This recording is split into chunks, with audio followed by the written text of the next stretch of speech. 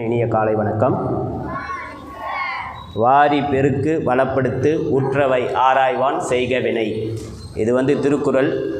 நம்முடைய வாழ்க்கையை வளப்படுத்துவதற்கு என்னென்ன வழிகள் இருக்கின்றதோ அதையெல்லாம் உற்று நோக்கி ஆராய்ந்து அந்த வழியிலே செயல்பட வேண்டும் என்று வள்ளுவன் குறிப்பிடுகின்றான். அந்த வகையில் கேரியர் கைடன்ஸ் என்று சொல்லக்கூடிய நான் முதல்வன் திட்டத்தின் மூலமாக அரசு பள்ளிகளிலே இருக்கின்ற மாணவர்கள் உயர்கல்வி என்னென்ன இருக்கின்றது என்பதை அறிவுறுத்தும்படி 3 ஆண்டுகளுக்கு மேலாக இந்த திட்டம் நிறைவேறி கொண்டிருக்கின்றது. இந்த திட்டத்தின் மூலமாக பல்வேறு மாணவர்கள் பயனடைந்து இருக்கின்றார்கள். இன்றைக்கு நாம் பார்க்க இருப்பது ஏரோஸ்பேஸ் அண்டு ஏரோநாட்டிக்கல் என்ஜினியரிங் என்று சொல்லக்கூடிய என்ஜினியரிங் படிப்பை பற்றி பார்க்க போகிறோம். இதில் 2 விஷயம் இருக்குது. ரெண்டுத்துலேயுமே ஏரோ அப்படின்னு வருது. அப்படின்னா என்னது அப்படின்னு முதல்ல தெரிஞ்சுக்கணும். ஏரோநாட்டிக்கல் அப்படின்னா என்ன அப்படின்னா பூமியோட அட்மாஸ்பியரில் காற்று மண்டலத்தில் பறக்கக்கூடிய வாகனங்களை பற்றியும் அதுக்கு ஏற்படக்கூடிய மெக்கானிக்கல் மற்றும் அது எப்படிலாம் பறக்குது, அதில் என்னென்னலாம் ப்ராப்ளம் வரும், அதை எப்படியெல்லாம் சால்வ் பண்ணலாம், அதை பற்றி படிக்கிற ஒரு என்ஜினியரிங் துறை தான் ஏரோநாட்டிக்கல் அப்படின்றது. ஏரோநாட்டிக்கல் அப்படின்றது என்னென்னா ஒரு தரையில் ஒரு டிஸ்டன்ஸை அளக்கிறதுக்கு நம்ம கிலோமீட்டர் அப்படின்னு சொல்லுவோம். அது இல்லாமல் இந்த வானத்தில் காற்று மண்டலத்தில் பறக்கக்கூடிய வாகனங்கள் எவ்வளவு வேகத்தில் பறக்கும், எவ்வளவு தூரம் பறக்கும், அதை பற்றி சொல்கிற யூனிட் தான் என்னென்னா நாட்டிக்கல் மைல் அப்படின்னு பேர். இந்த நாட்டிக்கல் மைல் அப்படின்றது என்னென்னா ஒரு கிலோமீட்டரை விட ஜாஸ்தி, அதாவது 1852 மீட்டர் தூரம் கொண்டது தான் ஒரு நாட்டிக்கல் மைல் அப்படின்னு சொல்லலாம். அந்த அளவுக்கு பார்த்தீங்கன்னா இப்போ நம்ம கமர்ஷியல் ஃப்ளைட் அதெல்லாம் பார்த்திங்கன்னா ஒரு 30,000 40,000 ஃபீட் வரைக்கும் தான் பறக்க முடியும். அந்த ஃப்ளைட்டெல்லாம் யார் தயாரிக்கிறா, அந்த ஃப்ளைட்டில் கமர்ஷியல் ஃப்ளைட்டில் நமக்கு ஆப்பர்ச்சுனிட்டி வேணும், அதை தயாரிக்கிறவங்கள நமக்கு ஆப்பர்ச்சுனிட்டி வேணும், அந்த ஃபீல்டில் நான் ஒர்க் பண்ணணும் அப்படின்னு நினைக்கிறவங்க இந்த ஏரோநாட்டிக்கல் என்ஜினியரிங் படிக்கலாம். அதுக்கு அடுத்ததாக ஏரோஸ்பேஸ் அப்படின்றது என்ன அப்படின்னா இந்த பூமியோட சுற்றுவட்ட பாதையை தாண்டி ஸ்பேஸ் அப்படின்னு சொல்லக்கூடிய வெளி அண்டவெளி என்று சொல்லக்கூடிய சூரியனை நோக்கி ஒரு பயணம், நிலவை நோக்கி ஒரு பயணம், செவ்வாயை நோக்கி ஒரு பயணம், இது மாதிரி பூமியோட புவியீர்ப்பு விசையை தாண்டி நான் ஏதாவது ஒரு ஆப்ஜெக்டை பறக்க விடணும், ஒரு ஃப்ளைட்டை பறக்க விடணும், ஒரு சேட்டலைட்டை பறக்க விடணும், ஒரு ராக்கெட்டை பறக்க விடணும் அப்படின்னு சொன்னால் அதுக்கெல்லாம் படிக்க வேண்டிய துறை தான் இந்த ஏரோஸ்பேஸ் அப்படின்றது.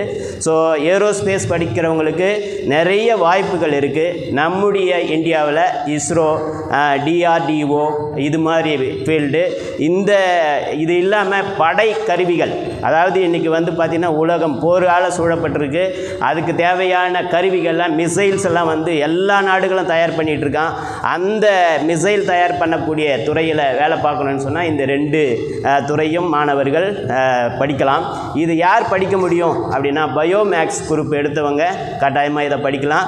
ஸோ என்ன சார் இதில் பெஸ்ட்டு இன்ஸ்டியூஷன் அப்படின்னு பார்த்தீங்கன்னா இந்திய லெவலில் பெஸ்ட் இன்ஸ்டியூஷன் அப்படின்னு பார்க்குறப்ப ஜேஇ எக்ஸாம் எழுதி நீங்கள் இதை அடைய முடியும். 2 வகையான தேர்வுகள் ஜேஇ நடத்துகிறாங்க, மெயின் அண்ட் அட்வான்ஸ் அப்படின்னு சொல்லிட்டு. அட்வான்ஸை நீங்கள் கிளியர் பண்ணிங்கன்னா ஐஐடி மெட்ராஸ், கரக்பூர், கான்பூர், ஹைதராபாத், டெல்லி, இந்த ஐஐடியில் இந்த 2 கோர்ஸுமே இருக்குது. நீங்கள் அதில் படிக்கலாம். மெயின் கிளியர் பண்ணவங்க என்ஐடி ட்ரிச்சி, அதே மாதிரி நம்ம IIIT, இது மாதிரி premier institute of central government, அதில் நம்ம இந்த சீட்டை கிராக் பண்ண முடியும்.